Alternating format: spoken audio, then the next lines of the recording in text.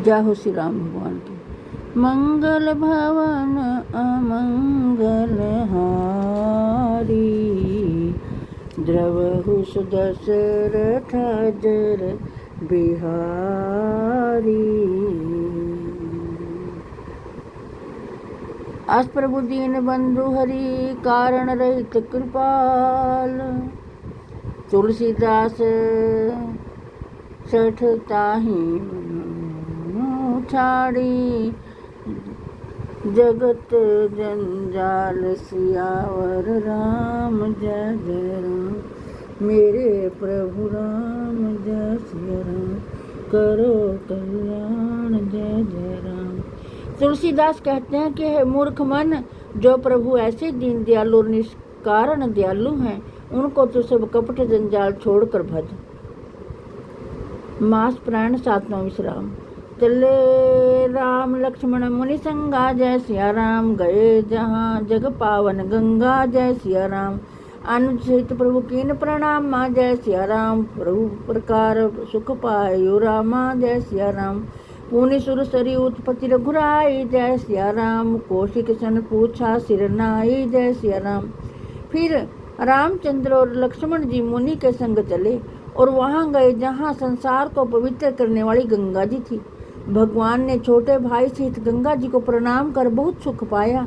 फिर रामचंद्र जी ने सिर नवाकर विश्वामित्र जी से गंगा जी की उत्पत्ति पूछी। मुनि विश्वामित्र ने कहा कि तुम्हारे कुल में सगर नाम के एक प्रसिद्ध राजा थे। उनकी 2 रानियां थीं, जिनमें एक का नाम केशनी और दूसरी का नाम सुमति था। राजा के कोई संतान नहीं थी, इससे दुखी होकर राजा तपस्या करने के लिए दोनों रानियों के साथ वन में गए और भृगु जी के आश्रम के पास 100 वर्ष तक घोर तपस्या की। तब भृगु जी ने प्रसन्न होकर राजा से वर मांगने के लिए कहा। तब राजा ने सिर नवाकर अपना दुख कहा। मुनि ने आशीर्वाद देकर वर दिया कि फिर मुनि ने रानियों से वरदान मांगने के लिए कहा। उनमें से केशनी ने 1 पुत्र होने का तथा सुमति ने 60,000 पुत्र होने का वरदान मांगा। मुनि उनको मनवांछित फल देकर चले गए। फिर राजा सगर अपनी स्त्रियों के साथ अयोध्या में आकर सुखपूर्वक राज्य करने लगे। एक समय केशनी नाम की रानी के असमंजस नाम का पुत्र उत्पन्न हुआ और सुमति के एक तुम्बी प्रकट हुई। उसमें से 60 सहस्त्र छोटे छोटे पुत्र पैदा हुए। राजा बड़ा प्रसन्न हुआ और अनेक सुंदर घृत के घड़े मंगाकर उन पुत्रों को उनमें रख दिया। उस प्रकार सब बालक बड़े होने लगे। अयोध्या में सरयू जी में बालक नित्य प्रति स्नान करते थे। असमंजस उन बालकों को नाव में भरकर सरयू जी में डुबो देता था। इस प्रकार प्रजा में हाहाकार मच गया। तब राजा ने अपने पुत्र असमंजस को देश निकाला दे दिया। असमंजस ने नगर से बाहर जाते समय अपने योग बल से प्रजा के सब पुत्रों को जीवित ला दिया। असमंजस का पुत्र अंशुमान हुआ। यह राजा को बड़ा प्रिय था। इस प्रकार राजा को राज्य करते हुए जब चौथापन आ गया, तब राजा ने हिमालय विंध्याचल के मध्य स्थान में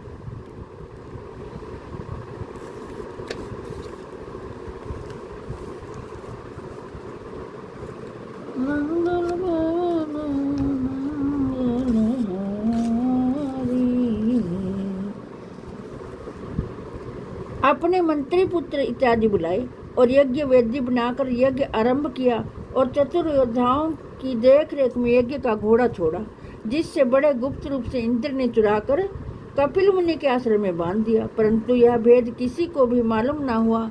तब सब रखवालों ने डर कर राजा से आकर सब हाल कहा। तब राजा बड़ा आश्चर्यचकित हुआ और उसने अपने सब पुत्रों से घोड़ा तलाश करने के लिए कहा। सब पुत्र राजा की आज्ञा मानकर घोड़े की तलाश में चले और उन्होंने सारी पृथ्वी छानबीन डाली, कहीं न मिला घोड़ा। तब लाचार होकर वापस राजा के पास गए।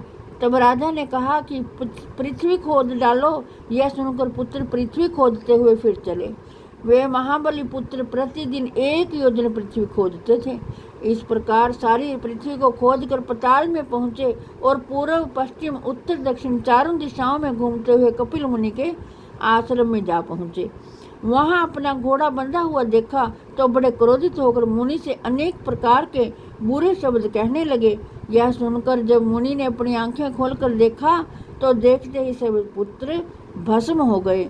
बहुत दिन बीतने पर जब पुत्र लौट कर नहीं आए तो राजा सगर ने अंशुमान को सबकी तलाश करने को भेजा।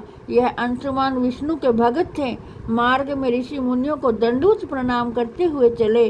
रास्ते में गरुड़ जी को इनके मामा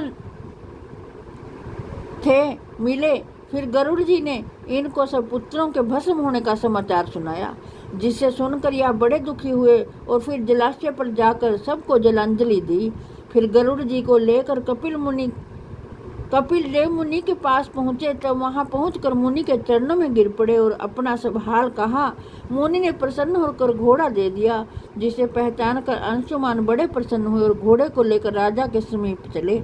गरुड़ जी भी सब साथ में चले। मार्ग में गरुड़ जी ने अंशुमान जी से कहा कि हे पुत्र, आप ऐसा उपाय करो जिससे कि पृथ्वी पर गंगा जी आवे। इस प्रकार यह 60,000 पुत्र भी तर जाएंगे। ऐसा कहकर गरुड़ जी तो चले गए और अंशुमान घोड़े को लेकर राजा के पास पहुंचे। तब राजा घोड़े को देखकर बड़े प्रसन्न हुए, किंतु पुत्रों के भस्म होने का समाचार से अत्यंत दुखी हुए।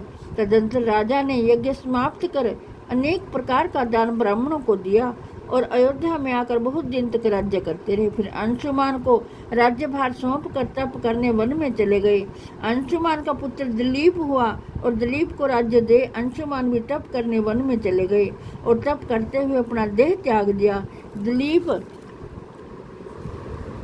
संपन्न राजा हुआ। यह भी पुत्र भागीरथ को राज्य देकर वन में तपस्या करने चला गया और प्रतिज्ञा की कि या तो गंगा जी को पृथ्वी पर लाऊंगा या प्राण त्याग दूंगा। इस घोर तप करते हुए इसने भी अपने प्राण त्याग दिए। राजा भागीरथ को जब बहुत दिन राज्य करते हो गए और पिताजी लौट कर ना आए तो वह भी अपने पुत्र काकुत्स को अनेक प्रकार की शिक्षा देकर और राज्यभार देकर तपस्या करने चला गया। इनको मार्ग में अनेक प्रकार के शुभ शकुन होने लगे। राजा घोर वन में जाकर गंगा जी को लाने के लिए कठिन तपस्या करने लगे। एक चरण से खड़े होकर दोनों भुजाओं को ऊपर उठाकर 1 सहस्त्र वर्ष तक सूर्य को देखते रहे। ऐसा कठिन देखकर ब्रह्मा जी आए और वर मांगने को कहा। राजा बोले, भगवान आप सब जानते ही हैं, फिर मुझे वरदान दीजिए कि सब संतों की वृद्धि हो, रिद्धि सिद्धि की दाता गंगा जी पृथ्वी पर आवें। ब्रह्मा जी बोले, हे राजन, गंगा जी पृथ्वी पर आ जाएंगी, परंतु उन्हें धारण कौन करेगा? शिव जी ही गंगा जी को धारण कर सकते हैं। तुम उनको प्रसन्न करो, तब तुम्हारा काम सिद्ध होगा। नहीं तो गंगा जी पताल में चली जाएंगी तो फिर लौट कर नहीं आवेंगी। ऐसा सुनकर राजा भागीरथ शिवजी के पास गए और देवताओं के वर्ष तक अंगूठे के आधार पर खड़े होकर शिवजी का नाम जपते रहे। तब शिवजी प्रसन्न होकर प्रकट हुए और कहा कि पुत्र चिंता ना कर, मैं गंगा जी को धारण करूंगा। इधर गंगा जी ने विचार किया कि मैं शिवजी सहित पताल लोक को चली जाऊंगी। शिवजी ने अपने सिर पर जटा बनाई। तब भागीरथ के स्तुति करने पर ब्रह्मा जी ने गंगा जी को छोड़ दिया। उस समय संसार में बड़ा कोलाहल हुआ और गंगा जी शिवजी की जटा में समा गई। 1 वर्ष तक बाहर नहीं निकली। फिर भागीरथ के स्तुति करने पर शिवजी ने अपनी जटा से गंगा जी की बूंद छोड़ी। उससे 3 धाराएं प्रकट हुई। एक धारा आकाश को गई, उसका नाम देवताओं ने मंदाकिनी रखा। दूसरी धारा पताल में गई, जिसका नाम प्रभावती हुआ। तीसरी धारा गंगा जी के नाम से पृथ्वी पर रही। राजा भागीरथ गंगा जी के दर्शन कर बड़े प्रसन्न हुए और गंगा जी की आज्ञा अनुसार घोड़े पर बैठकर आगे आगे चले। उनके पीछे पीछे गंगा जी चली।